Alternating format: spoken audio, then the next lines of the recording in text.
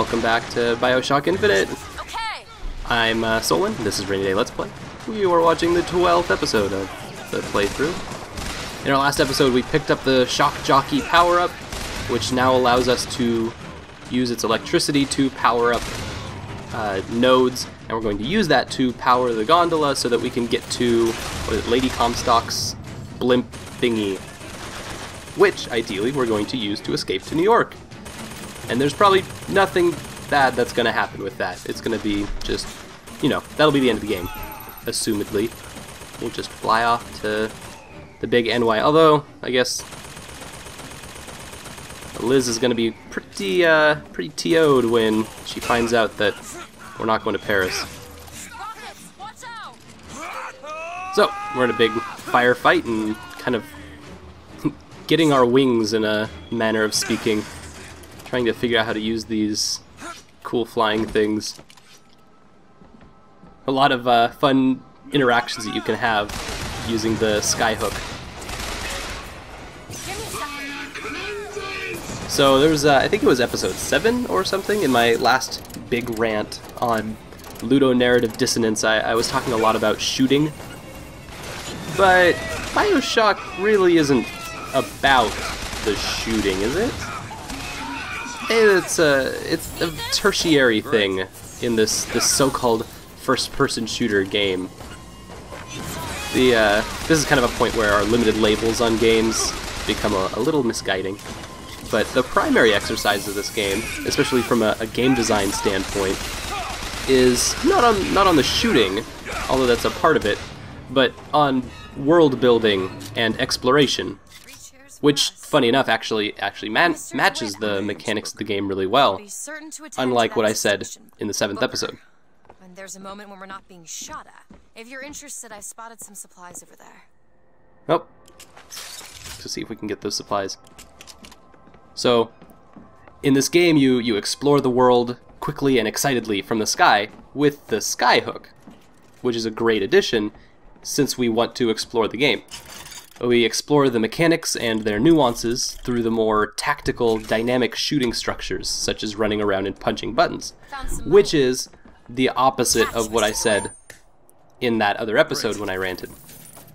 We also explore our own power through experimentation with using vigors.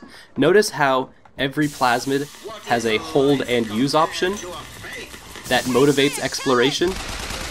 You don't need to know what every vigor does, but because you can explore the possibilities over and over, and they have the same use structures where you can press to use it, and then press and hold to get a different use. And you get to explore what all of those things mean.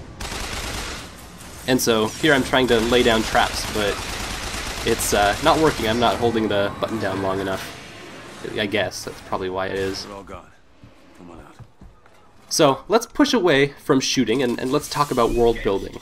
This is something that has a long tradition in games, especially stemming from pen and paper role-playing games, but really finds renaissance in the first-person worlds of video games, where you're put into a specific setting as an actor and you find your own place within that setting by interacting with it. I don't think I understand how you do what you do. I always thought of them as doors. When I was younger, I didn't just open the ones I found. I remember making them. Making them? I could go wherever I wanted. I always wanted to come back. To what? I don't know. My family? Huh. How do you do that? Whatever it is. I tried to figure it out. I read literature on physics and other such things. Yeah? And what did that teach you? That there's a world of difference between what we see and what is. It's an important point about physics, is that there's a big difference between what we see and what is. Alright, we charged it up, calling the gondola, and so we're gonna just have to pretty much defend this point until it shows up. He will abandon you, my sweet Elizabeth. Once he has what he needs, he will leave you alone. What else could you expect from a liar and killer of women? Comstock. Oh, Father, rude. prophet, whomever you are, I'm leaving, and there's naught you can do to stop me. Oh, sweet child. That's where you're... So, you can look at a designer like Ori House and get a really good idea of what it means to build a world with the barest minimum pieces, like just some textures, some form, a little bit of lighting, a lot of bit of lighting actually. So check that out. That link you'll find in the description, but Ori House has some amazing kind of world building exercises that are purely video game 3D in scope, and it does some really cool stuff.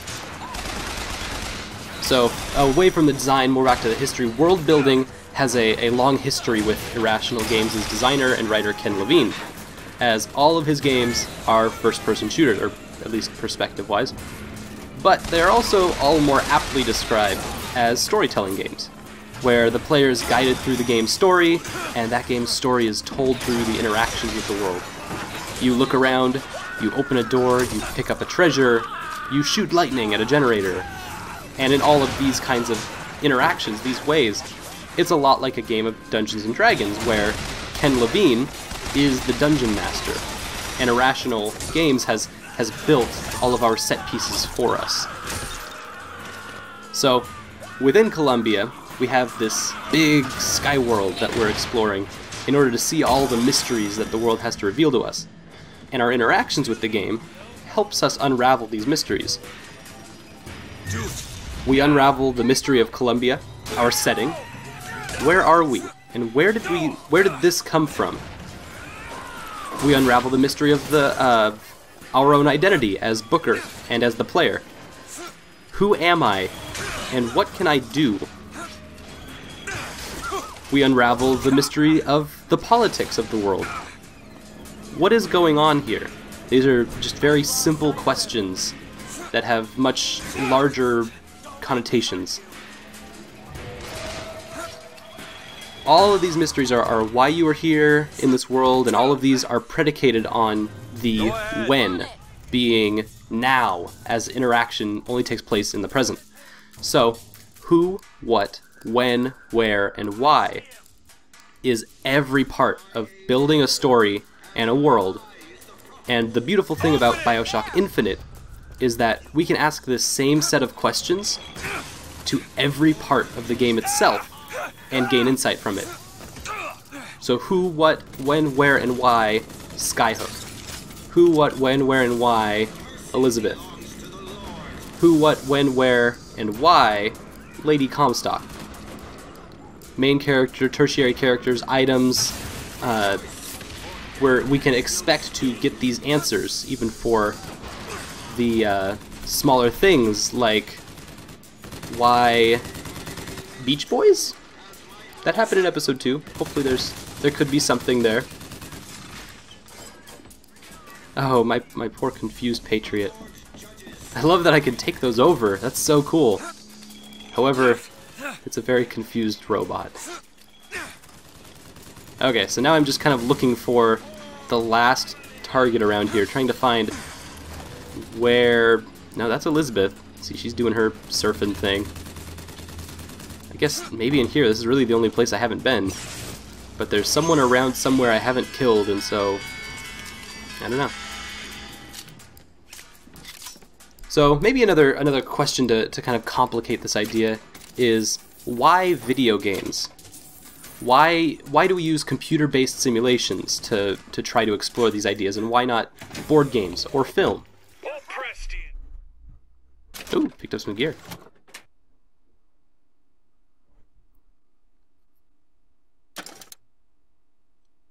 Yeah, I'm thinking I'm gonna stick with the burning halo. I won't steal up on you while you slumber like these Vox boys here with their pig stickers. That's one scalp to me. That's two. Dang, pressing E downs is hardcore. I want you to square your affairs and come die in the side of the poets. You'll need a white man's weapon. Give this a try. Dang. So, from the designer's perspective, we build worlds in video games, because the computer will keep track of every variable for us. It can dynamically generate, and you can use programs that run on their own without you having to do any finagling, unlike a tabletop role-playing game where you have to kind of move all the pieces around yourself. So All done. then the computer for us can deliver those variables to the player for them to explore. So it helps both ways, the designer's perspective and the player's perspective. This allows the designer, the writer, and whoever else to not only create the world, but also create every set piece. Anna. I don't want to talk about that. I'm sorry. I shouldn't have pried. Where are you from, Mr. DeWitt? New York. What did you do there? Business much like this. Something that really caters writing on a resume. It was a fine thing you came along when you did. How do you think I ended up here? I gambled, and now I owe money to men you don't want to be in debt to. I come here to pay it back. Me busting you out, what do you think that was? Charity? Who sent you? Somebody who was willing to take my marker in exchange for you.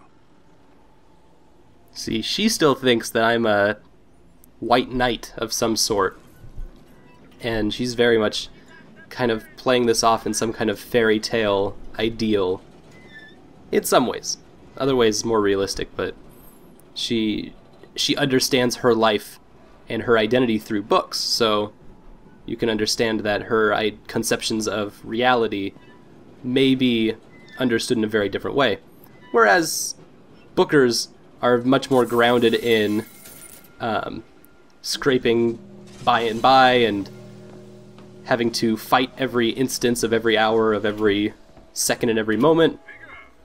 And so it's interesting to see them interact like this, where he's trying to like convince her that everything's not okay, while she's trying to convince him everything is okay.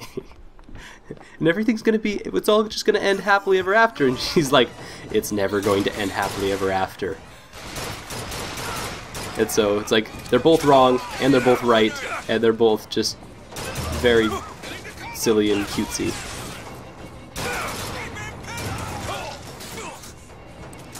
So we can, with the help of computers, in a way, I'd rather not simplify it that much, but we can create every set piece within a world and answer the who, what, when, where, and why at a very granular level in a way nothing else ever could. And you the lamb. Let's not call each other that. Suits me. How do you figure they'd know you'd be coming? Either they've got a prophet on their side, Har har. or them that hired me also wrote the signs. There you go. Got me. So even Booker is a little cleared to how this all works. So anyway, to just kind of send this on home, this idea explains some of the best reasons for what is gained through spending 8 hours within one medium, and what is gained through using hundreds of people's time, energy, and creativity to develop one game for a single medium. There's no one. Wait, what is that? 40 north by 74 west. That's not Paris, that's New York. Booker, you just got caught. One thing I had in that tower was time, Mr. DeWitt. Time to study things like geography. Hand in the cookie jar. And there's a fellow who he offered to wipe away my debt in exchange for you. Come on. Oh, honey.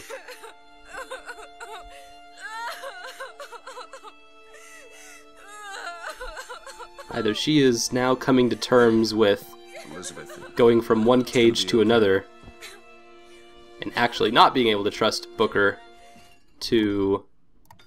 Or maybe... She seemed like she was kind of clear about that in the elevator. Like, she wants this all to end out happy, but she's also a little, like, skeptical. Come on. Everything's gonna be okay. Will you just turn around and talk to me and we can... Whoa! Or she can pull a hammer out of her bag. Cheeky doll. Should have known that was coming. Thank you so much for hanging out with us this episode, and we will see you next time at Finton's Docks.